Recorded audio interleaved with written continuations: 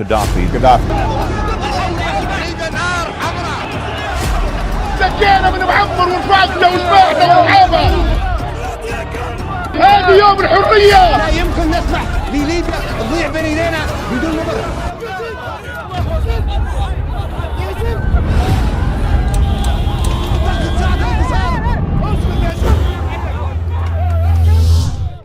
تخيل معي زعيم عربي أرعب ملوك ورؤساء العالم وتحدى أمريكا وحلف الناتو وعاش أكثر من 40 سنة فوق العرش.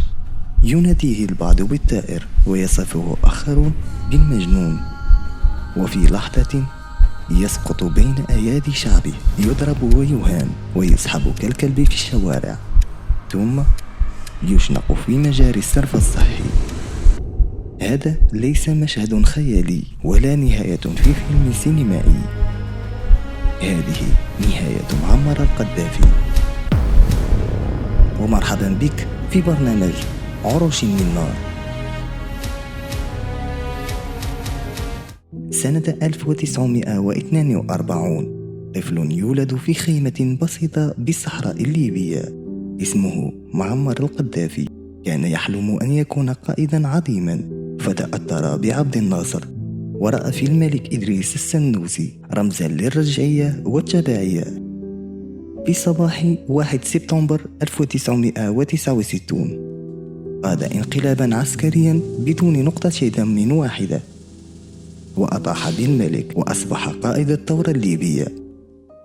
لكنه لم يكن مجرد رئيس، ألغى الأحزاب، ألغى المناصب، وأعلن ولادة ما سماه هو بالجمهورية، نظام لا رئيس فيه ولا برلمان، لكن السلطة كلها في يده وحده. وكان يعشق الاستعراض، ملابس غريبة، حارسات شخصيات، وخيمة ينقلها من بلد لآخر حتى وهو يزور ملوك العالم. القذافي أصبح العدو الأول للغرب، مول الثوار، دعم الإرهاب، وحاول اغتيال رؤساء الدول. في 1988 صارت الكارثة الكبرى. Our principles and our aim is from the beginning of the revolution is like this, and no one must be arrested and no one must be prisoner. But some people didn't understand the people's revolution, and they committed some actions against the revolution and against the people's authority.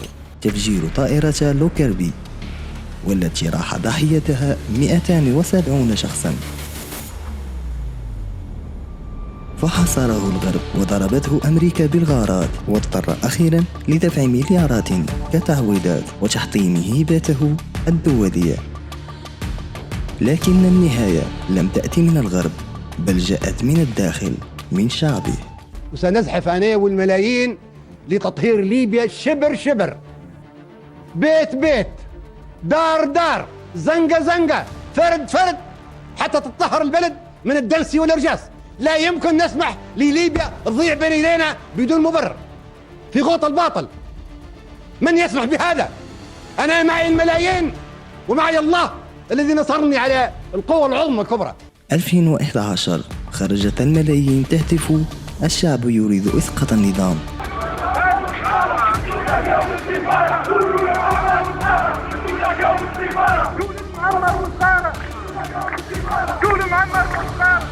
القذافي واجههم بالقوة، أطلق الرصاص، استعمل المرتزقة، لكن الشعوب لا تقهر.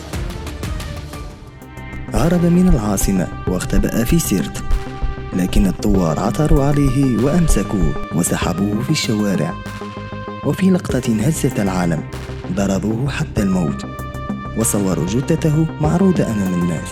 سكينا من معمر ورفعتنا وسمعنا وصحابه. سكينا منا. هذا يوم الحرية. هذا يوم الحرية للشعب الليبي، الحرية للعرب، الحرية للعالم كله. سكينا من معمر. سكينا من معمر. معمر القذافي الرجل الذي حلم أن يصبح ملك إفريقيا سقط في المجاري ما بين العبقرية والجنون، خط رفيع، والقذافي مشى عليه حتى سقط. حكم بقبضة من الحديد، وحين سقط لم يجد حتى من يرحمه. درس لكل من ظن يوما أن الكرسي يدوم للأبد. لا تنسى الاشتراك في القناة